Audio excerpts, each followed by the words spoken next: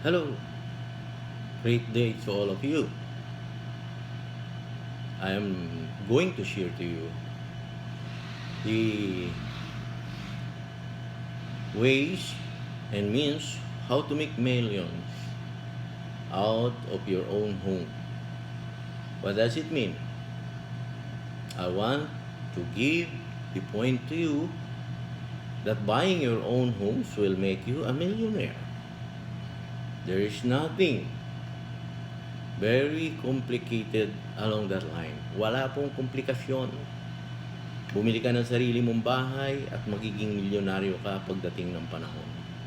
Sa paano pong paraan? Dito po, sa videong ito, ibabahagi ko sa inyo kung papaanong gagawin ang kumita ka o magkaroon ka ng milyon by just buying your house. By just buying your own home. Alam po ninyo, marami po mga tao ang patuloy na nangungupahan ng kanilang tahanan. Katuwiran po nila, wala silang pambili. O ayaw nila ang maliit na tahanan, gusto po nila ang malaking tahanan. Pero kung titingnan po natin, doon sa unang dahilan, and the first reason that you do not have money to buy property or your own house, bakit po nakakaya natin ang mangupahan? Why can we afford to pay rentals when the rentals can be equated to monthly amortization? Yun po ang isa. The other one is you want to have a big house. Tama po yun. Lahat po tayo ay nangangarap na magkaroon ng malaking tahanan, malaking bahay. Subalit, kung kulang pa ho ang ating income, if we do not have sufficient money to buy for a big house or to buy or purchase a big house, then we can just buy a small ones for a start rather than renting. Why? I want to give you 2 points. There are 2 ways of savings money. Dalawa po ang paraan ng savings. One savings is you do not spend your money, put it in a bank or put it in an investment. That's saving. The other saving is reduction in the expenses that we are using in our daily, weekly, or monthly living. So, dalawang klase po ang savings. Now, if we buy our own house, we have that 2 option of savings. Now, let me give you a point kung nagre-renta ka po. If you are renting your house, you pay a deposit and advance. Usually, it is 2 months deposit, 1 month advance. So you already have expenses for 3 months. That's the deposit and the advance rental. Now, what is the deposit intended for?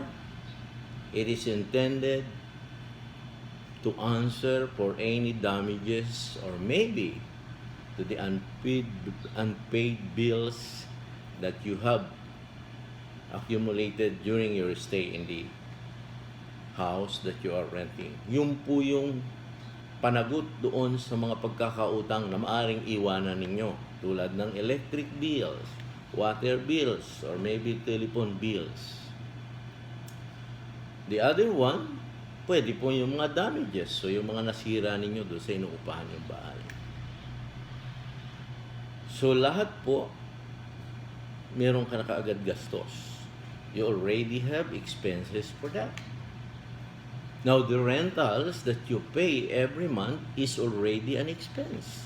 Yung pong mga rentals na ibinabayad natin buwan-buwan, expenses na po yun.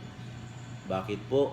yung pong pera na ibinayad natin na deposit, advance rental at monthly rentals, ay napupunta po yun doon sa ating landlord, yung may-ari ng ating tahanang inuupahan. Those money, the deposit, the advance rental, and the monthly rentals goes directly to the pocket of the landlord or the owner of the property that we are renting. And therefore, our landlord is getting richer even though they are sleeping. Sila po ng mga landlord o yung mga may-ari ng mga properties na inuupahan natin ay ano po, yumayaman kahit natutulog. Bakit po? Kasi binabayad nating renta. Samantalang kung tayo po ay bibili ng ating property, if we will buy our own home, no matter how small it is, abay, yun hong down payment or equity na ibabayad natin, yun po ay savings na natin, investment na natin. Bakit po? Hindi po gastos yun. Now, yung pong monthly amortization na ibabayad natin buwan-buwan doon sa ating bahay na binili. The monthly amortization is a monthly savings that we are putting on the property itself. And that is an investment in itself. Why? Pagdating po ng panahon, lahat ng ibinayad natin ay magiging sa atin po. All of the payment that we have done for the house that we purchased will be ours in the future. Will be a property that belongs to us and to our family. So ano po nangyari? Yung lahat po ng ibinayad natin, all the payments that we have paid for, all the amortization that we have paid for is now part of our savings and is a part of our property. Now, the property that we bought, yung pong binili natin na property, will appreciate in value. It will appreciate in value over time because all properties, lahat po ng property, no matter how bad the property is, it will increase in value. Just to give you an example, 27 years ago, when we are just starting our family, me and my wife bought a property for 178,000, a small townhouse with a 35 square meter lot area and a 42 square meter floor area. It is a bare unit. Wala pong partition, walang kisame, walang tiles, hindi po tapos sa madalit salita. But do you know now? 178,000. If we will sell our townhouse now, it will cost more than $1 million. So what happened? We earned as a big amount of money because of the increase in value of the property. And we did not spend our monthly amortization because that is a savings on our part. Kaya nga po sabi po ni Dolph de Ross sa kanyang librong Rich Dad Poor Dad, ayan po, real estate riches. Ang sabi po dito, how to become rich using your banker's money. Paano kaya yaman? Gagamitin mo ang pera ng bangko? Ay di po ba kapag idiniposito ninyo yung pera ninyo sa bangko, magkano po ang interest na ibibigay sa inyo? Napakaliit po, baka wala pang 1%, baka wala pang 1.5%. Malaking-malaki na po yun kapag binigyan kayo ng 2% per annum po. Now, yun pong perang idiniposito ninyo sa bangko, kapag ipinahiram po yun sa mga borrowers, sa mga home borrowers, kapag ipinahiram po yun doon sa mga businessman ang umuutang ng pera, they will give interest higher than 6%, maybe 7%, 8%, 9%. If you use credit card, you'll be paying 3.5% a month. And if you multiply that by 12 months, it's more than 40%. So yun pong perang idinideposito natin sa bangko, pinagkakakitaan ng bangko. Why not use the banker's money for our own good? Why not leverage the banker's money for our own investment? And that is buying our own homes. Kahit na magbayad po tayo ng malaking interest, even if we pay big interest for that, still, we will have good amount of money as a savings, and the appreciation of the property over a period of time will make us a millionaire in the future. Kaya yun po ang sinasabi ko sa mga home buyers. Bakit pinagpipilitan natin na umupa lang tayo sa ating mga bahay na tinitirhan? Bakit ang pamilya natin pinipilit nating manirahan sa mga narerentahan lang ng mga apartment, townhouses, or maybe condominiums? When the money that you are putting in there are all expenses, it will never be part of our wealth. On the other hand, if we buy our own property, even through mortgage, kahit pa po yan ay utang, kahit pa po yan ay nakasangla sa bangko, then time will come once we have already paid off our loans, that property belongs to us. So all the payment that we have made, all the monthly amortization that we have made belongs to us as a matter of investment, and the value of the property appreciates over a period of time. Now, what will you do in order to make sure that you will be earning millions? You know, real estate investment is a very good investment as compared to other investment. Why? Because ang real estate investment po ay hindi masyadong mahirap gawin. It is not so complicated, and at the same times, hindi po masyadong maraming error na mangyayari sa atin dyan. Hindi po tayo madalas na magkakaroon ng mga pagkakamali. Especially when we buy our property through a real estate professional. Those professionals, real estate brokers, real estate salesperson who are registered under the Professional Regulation Commission. Marami pong nagkakamali ng pagbili ng property kasi kung kani-kanino na lang po sila bumibili ng property. You have to look for brokers.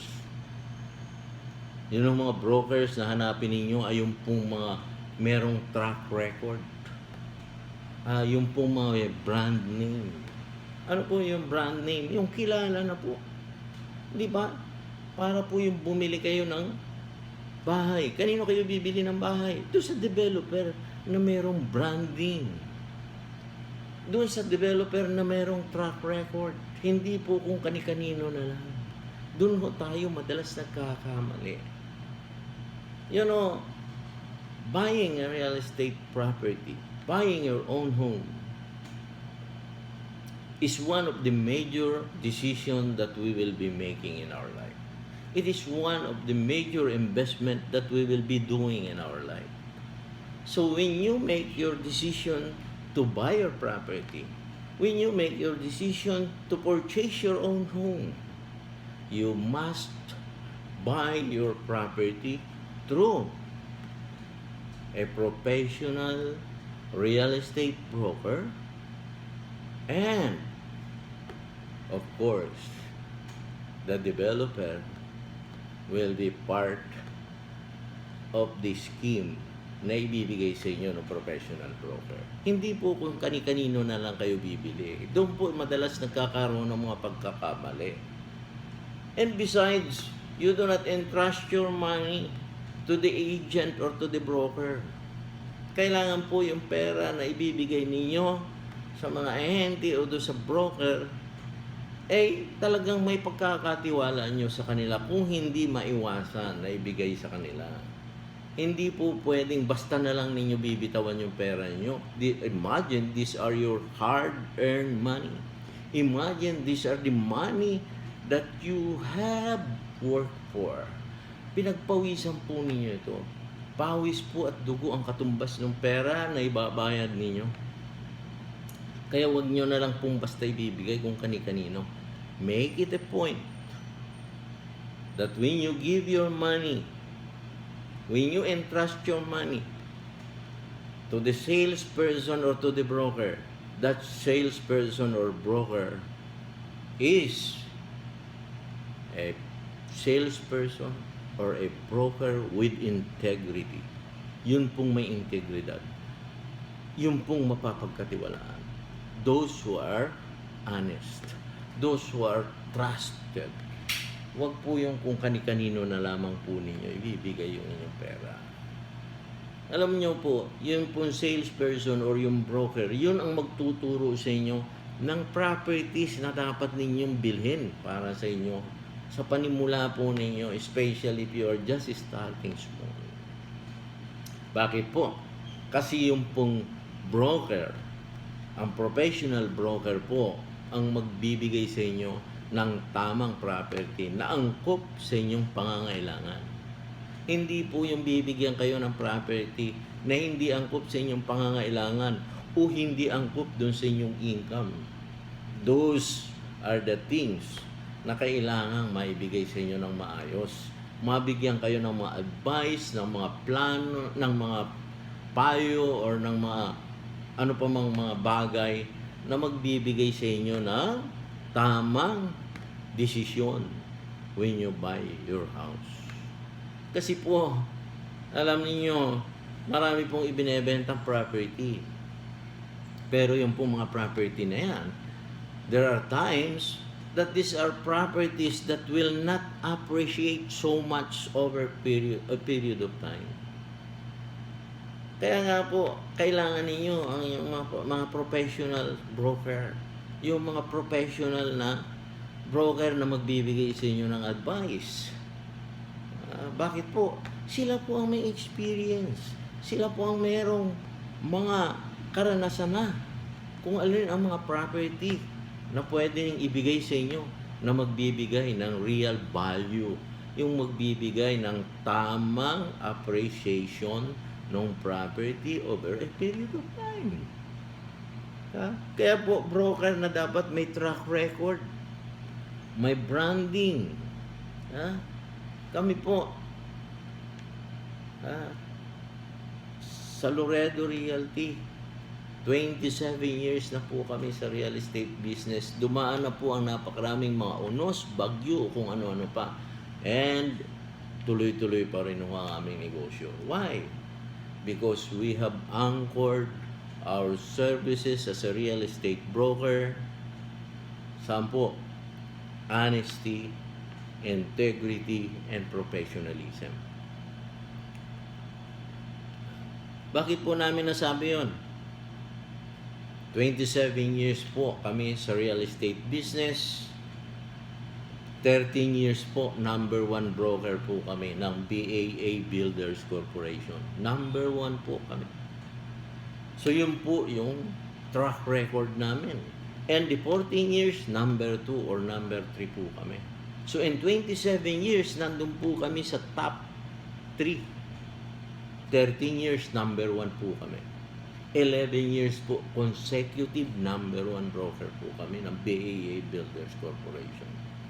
Kaya po yung mga previous client namin na binentahan namin 27 years ago ng mga townhouses, ngayon po, they come to us, ask us to sell or to have their house rented, and they are buying bigger houses for their family. So ito na po yun. It's a step towards improvement.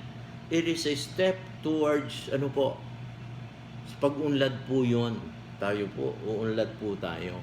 Because of that. Because of the appreciation in value. Why? When we are started to sell real estate ng BAE Builders Corporation, it only cost 198,000, 207,000.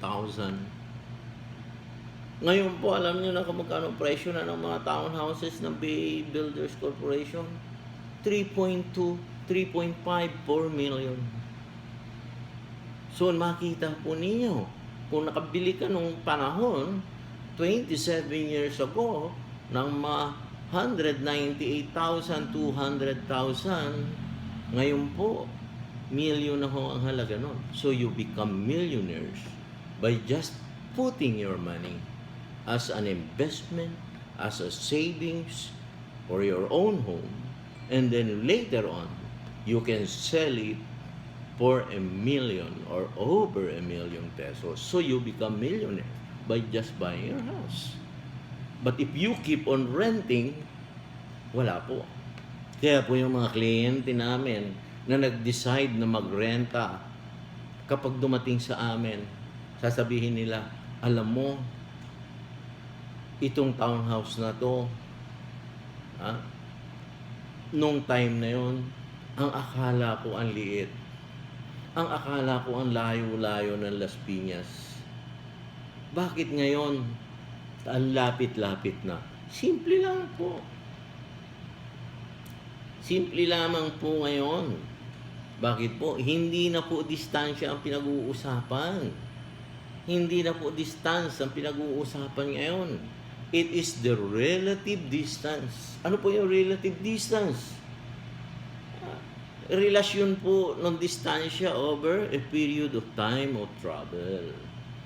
Nung una po, ang layo ng Las Piñas. Everybody wants to have their own in Manila, Makati, or maybe Parañaque. But now, Las Piñas, malapit na po yan. Bakit po? Nasaan na po ngayon ang mga bahay na ibinebenta? Nando na po sa GMA, General Mariano Alvarez, Cavite, General Trias, Trece Martires, Silang, even Batangas, Tagaytay, Calamba, Laguna, in Lipa City. Now, sasabihin po ninyo, ang layo naman. Hindi po malayo yun. Bakit po? Tingnan po ninyo. If you travel from Las Piñas to Makati, or maybe from Makati to Balintawak, it will take you maybe 2, 3, 4 hours, or maybe 5 hours for that distance alone. Why? Because of traffic. But if you travel from Alabang to Lipa, it will take you only around 1 hour, passing the South Luzon Expressway and Star Tollway. Sasabihin po ninyo, it's not true. It is true po. Why? When I'm giving lectures, real estate investment, real estate appraisal, real estate brokerage, real estate marketing, nagbili-lecture po ako sa Lipa. Aalis po ako sa Las Piñas ng mga 6 o'clock in the morning. Before 7 nag-aalmusal na ako sa Lipa. Why? Because even if it is quite far, the traffic is not so much. But if you travel from Las Piñas to Balintawak, it might take you 3 hours or maybe 5 hours. So, hindi na po distance ang pinag-uusapan ngayon. Relative distance. How long is the time to travel from the place of work to your house? That's the best distance. That's yung tinatawag nating relative distance. Kaya po, kailangan ninyo ang advice ng mga professional, real estate professional brokers that will give you a good advice. Another point is, ano bang property ang bibilhin ko?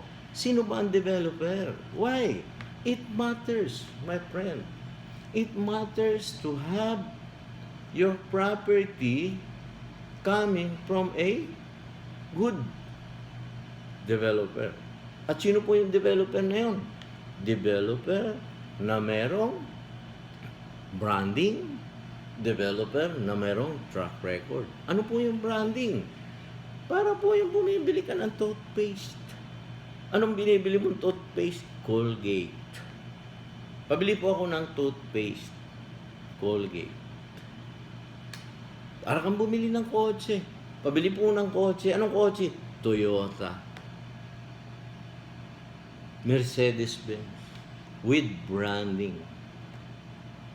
Track record. Bakit may track record? Kasi po, kung bumili ka ng isang property na walang track record ang developer, yung appreciation ng value ng property will not be so much. But if you bought a property from a developer with a good track record, then the appreciation of the property will be more than the appreciation of the other property. Just take a look po. Tingnan po ninyo. I'll give you an example. Before, BF Paranaque or BF Homes is more expensive than the property in Ayala, Alabang. But now, take a look at the price of the property, BF Homes, as compared to Ayala, Alabang. Ang BF Homes, so, residential po, it will cost you 18,500, 20,500 per square meter. Or maybe, sabihin na natin, 25,000 per square. Pumunta ka po sa Ayala, Alabang. Ang presyo po, 40,000, 50, 60,000, even as high as 80 or 100,000 per square. Nakita nyo na po ang pagkakaiba. Why? Because of the track record, because of the reputation of the developer. Well, because the developer is Ayala land, meron ho silang integrity, napipreserve po nila yung kanilang mga property because of a proper property management. You see, property management is part of your decision when buying a property. Bumili ka ng property ngayon, mura, pero walang property management, dadating po ang panahon. Ang value ng property niyo mataas nga as compared to the previous price because there is appreciation over time, but still the appreciation is not enough because the property was not able to be was not maintained properly. So punta ho kayo, halimbawa, punta ka sa BF Homes. Ano pong meron sa BF Homes? You will find mga tindahan ng prutas, fruit stand, may naglalaga ng mais, may repair shop, auto repair shop, may groceries and everything. You go to Ayala, Alabang, ano pa makikita nyo? Residential. Wala po doon nagtitinda ng mga nilagang mais. Wala po nagtitinda ng mga prutas, mga fruit stand, even and vacant lot. So that's the kind of environment that each and every one of us are inspiring to have as our own home. Tingnan po ninyo, Forbes Park. Forbes Park ho, mga 1960s pa yan. 80 pesos daw po. Around 80 pesos per square meter. Now, it's 200,000 per square meter. So you see how the money, how the money invested by the buyers, the home buyers, appreciates over a period of time. Makikita po ninyo, 80 pesos po noon kung nung ka bumili. Noong 1960s, ngayon na po, 200,000 na po. Wala ka pong ginawa. You have done nothing except to live there. Ang ginawa nyo lang, tumira po doon sa subdivision na yun, sa village na yun. Ayala Alabang started around mga 2,000 per square. Mataas pa ho yun, ha? Ngayon, 40,000, 50,000, 60,000. If you go to Daang Hari po, nung araw walang gustong bumili ng property doon sa Daang Hari. Why? Kasi wala pa ho yung kalsada na yon. O ngayon po, if you start to travel Daang Hari from Alabang Sapote Road, makikita po nyo, Sonera. Presyo po, more than 30,000. Understand, mga 45,000 na. Yung pong Versailles, nag-start po doon ang mga bahay. We have sold one house there when it's just starting 7 million. No? Ngayon, magkano na po ang presyo ng lote? Lote pa lang ho is more than 7 million na. Yung nabenta namin before is house and lot. Portofino, Verdana, everything. Lahat po yun. More than 30,000 per square na po ang presyo. Samantalang before po, magkano lang ang presyo ng lote dyan? Baka 150 pesos per square. So yun po yung sinasabi natin. Bakit kailangan mo ang advice ng professional real estate broker? Alam po niya ang mga property na gaganda ang presyo. Why? Hindi po basta bibili kayo ng property. You must have some guidelines. Dapat po may mga guidelines kayo. One of the guidelines when you are buying your property or your home, it must be on the path of development. Dapat po nandun siya doon sa daraanan ng mga development. Hindi po basta bibilhin mo yung property. You see, tingnan po niyo. Kung bibili ka ng property sa fully developed subdivision or community, you will be spending a lot of money. Napakarami pong pera ang kailangan nyo. If you buy from Ayala Alabang, if you buy Sonera, Versailles, Portofino, mahal na po yun. But if you buy a property within the path of development, pwede po na mura ang bili ng property. Value is not so much. But later on, the appreciation of the property will give you a lot of money. At ano po yung tinatawag nating path of development? Yun yung mga property na nandoon sa daraanan papunta sa development. Nakita po ninyo, Alabang is in the path of development. Santa Rosa is in the path of development. Bakit po? Papunta po ng Tagaytay, Santa Rosa kadada. Calamba is on the path of development. Kaya po mapapansin po ninyo, bakit ang prices ng property sa Santa Rosa mas mahal kaysa sa San Pedro, mas mahal kaysa sa Binian or maybe some other areas. Why? Simple lang po. Nandun po siya, dadaanan po siya ng mga development at nandun yung mga development. Diba? Kaya po mas mabilis nag-appreciate ang property sa Santa Rosa area. Kaya po, mas mabilis nag-a-appreciate ang property sa Kalamba as compared to other areas ng Laguna. Bakit po? Kasi po, para po yung lugar na yon, doon magtatagpo-tagpo yung mga tao, doon magtatagpo-tagpo ang mga tao na pupunta kung saan-saang lugar.